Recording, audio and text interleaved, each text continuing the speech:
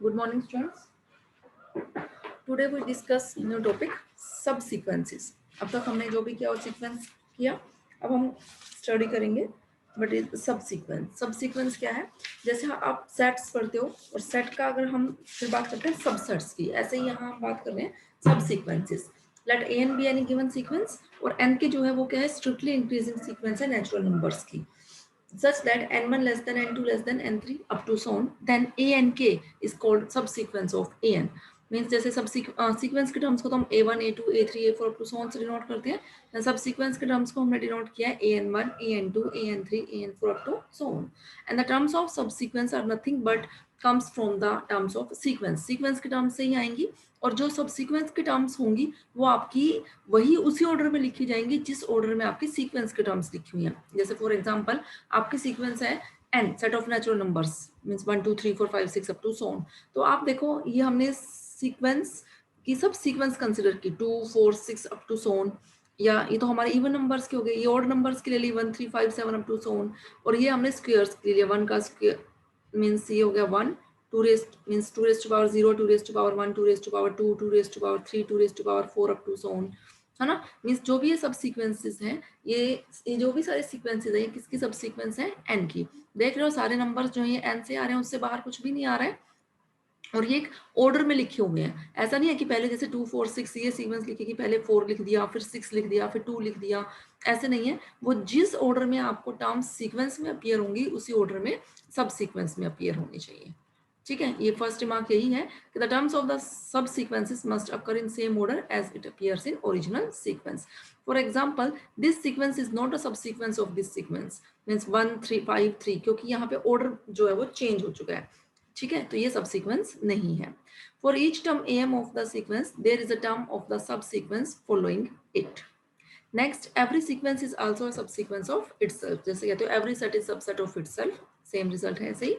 Every subsequence of subsequence an of a sequence an is also a subsequence of an। अगर सब sequence की subsequence ले ले किसी सीक्वेंस की, तो वो भी an की क्या होगी, सबसीक्वेंस बनेगी। It is not necessary that terms in subsequence are at regular interval. ये कोई जरूरी नहीं है कि जो सब सीक्वेंस के हम टर्म्स लिखे वो सारी रेगुलर इंटरवल्स पे हो। वो टर्म्स आप कुछ भी लिख सकते हो, कैसे भी हो सकते हैं, लेकिन उनका ऑर्डर वही होना चाहिए जो सीक्वेंसेस में उन टर्म्स का ऑर्डर है। थ्योरम में if a sequence an converges to l then every subsequence of an also converges to l। कि अगर कोई सीक्वेंस जो है l को कन्वर्ज कर रही है तो उसकी हर सबसीक्वेंस भी l को कन्वर्ज करेगी, but converse need not be true. देखो हमने सीक्वेंस ले ली an सीक्वेंस l को कन्वर्ज कर रही है, तो by definition for given epsilon greater than 0 there exist a positive integer m such that mod an minus l is less than epsilon for all n greater than equal to m। ठीक है, definition लगा दी हमने। अब हमने an के क्या ले ली, सबसीक्वेंस ले ली सीक्वेंस an की, and let a positive integer n k nor greater than equal to m, then हमने क्या लिया, एक पॉजिटिव इंटीजर ले लिया n k nor greater than equal to m, then n k is greater than equal to n k nor greater than equal to m, क्योंकि हमारा k क्या है, greater than equal to k nought है। अगर k greater than equal to k nought है तो n k भी क्या होगा, greater than equal to n k nought, क्योंकि जो एन के हमारी सीक्वेंस थी वो हमारी इंक्रीजिंग सीक्वेंस थी। ठीक है, तो हम क्या कहते हैं, ये रिजल्ट हमारा होल्ड कर रहा है for all n greater than equal to m, हर उस नंबर के लिए जो एम से ग्रेटर हो। तो इसका मतलब एन के लिए भी तो रिजल्ट होल्ड करेगा, means mod a n k minus l is less than epsilon for all n k greater than equal to m. तो इसका मतलब सबसीक्वेंस ए एन के भी क्या कर गई, कन्वर्जेस टू एल। अब हमें क्या दिखाना है, लेकिन इसका कन्वर्स ट्रू नहीं है। देखो हमने एक सीक्वेंस ली ए एन, क्या ली sequence -1 raise to power n, means -1 1 -1 1। आपको पता है this is not a convergent sequence, this is oscillating sequence, finitely oscillating sequence है। लेकिन अगर हम इसकी सबसीक्वेंस ले लें 1 1 1 1 1 अप टू सो ऑन, तो ये सीक्वेंस आपको पता है बीइंग अ कांस्टेंट सीक्वेंस ये कैसी है, कन्वर्जेंट है और 1 को कन्वर्ज करेगी। सिमिलरली अगर हम इसकी सबसीक्वेंस ले लें -1 -1 -1 मींस रिपीटिंग सारी टर्म्स -1 हो, तो भी वो कैसी है, आपकी कन्वर्जेंट सीक्वेंस है और वो -1 को कन्वर्ज करेगी। ठीक है, नेक्स्ट थ्योरम है if a sequence an diverges to infinity or minus infinity then every subsequence of an diverges to infinity or minus infinity। कि अगर कोई सीक्वेंस आपकी डाइवर्ज कर रही है इन्फिनिटी और माइनस इन्फिनिटी को, तो उसकी सब सीक्वेंस भी डाइवर्ज करेगी। हमने ले लिया let sequence an diverges to infinity, divergent की डेफिनेशन लगाई for given number k greater than 0, ये नंबर k कितना भी लार्ज हो, there exist positive integer m such that an is greater than k for all n greater than equal to m. कि हम कितना भी लार्ज कोई नंबर चूज कर लें तो हम एक पॉजिटिव इंटीजर हम फाइंड आउट कर सकते हैं कि सीक्वेंस के कुछ टर्म्स को छोड़ के बाकी सारी टर्म्स जो उसके से भी क्या होंगी, ग्रेटर होंगी.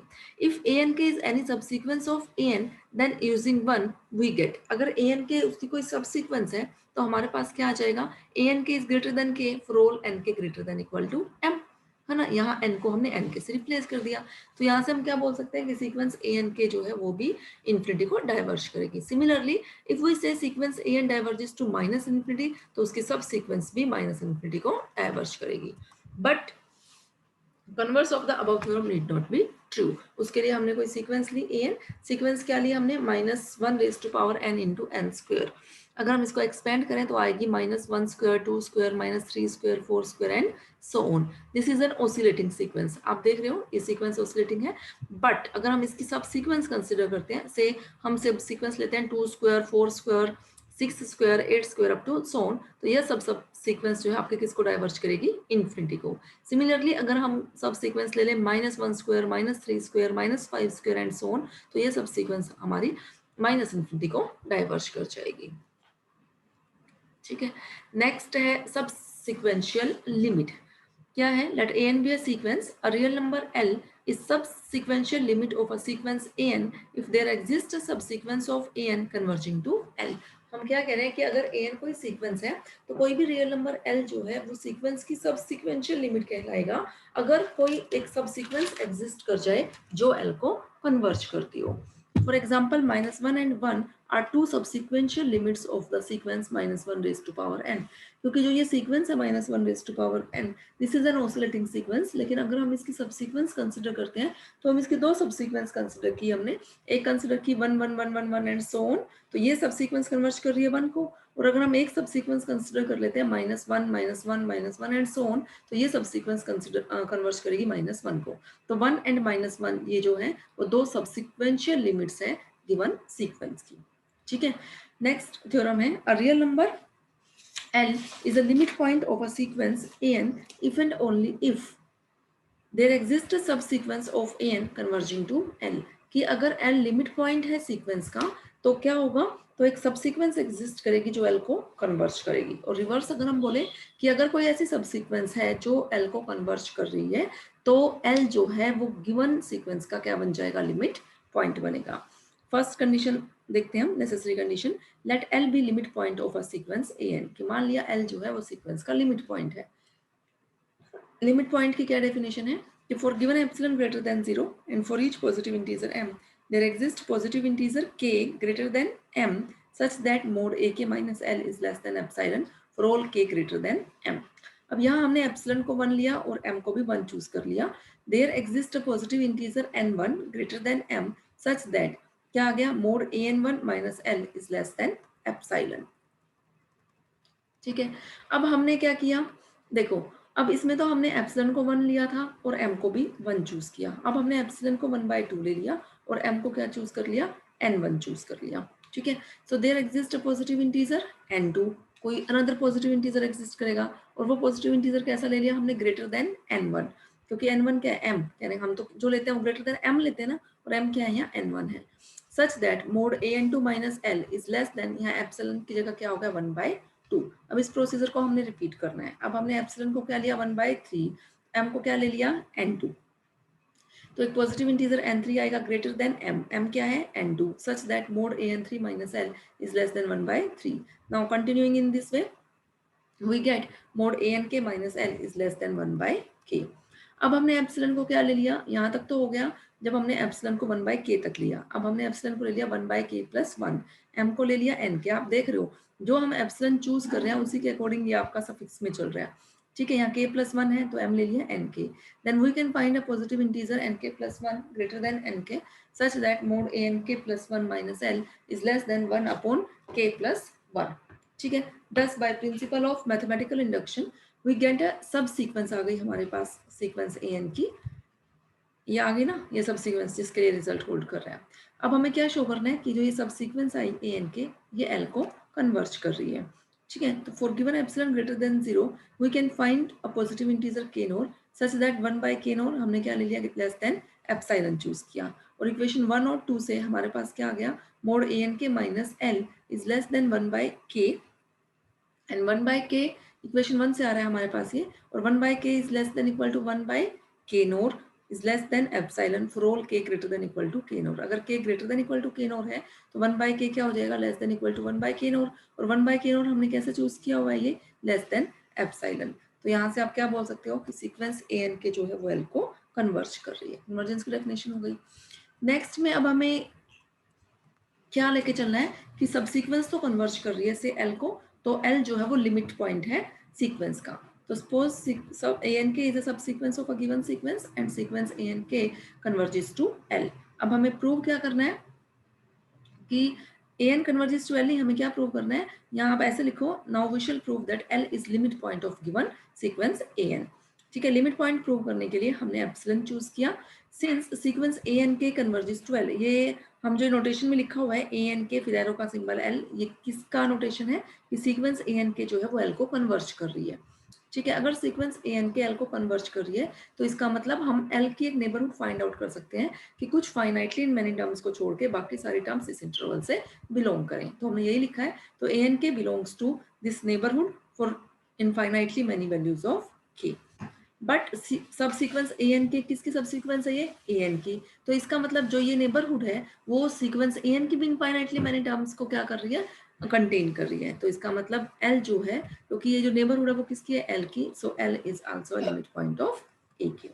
ठीक है, नेक्स्ट क्रोलरी है, every bounded sequence has a convergent subsequence, कि अगर हम कहते हैं कि अगर कोई सीक्वेंस कन्वर्जेंट है तो भी उसकी सब सीक्वेंस कन्वर्जेंट होगी, लेकिन अगर कोई सीक्वेंस बाउंडेड है तो भी उसकी सब सीक्वेंस क्या होगी, कन्वर्जेंट होगी। इसके लिए हमने क्या लिया, लेट ए एन जो सीक्वेंस है वो कैसी ले ली, बाउंडेड सीक्वेंस ले ली।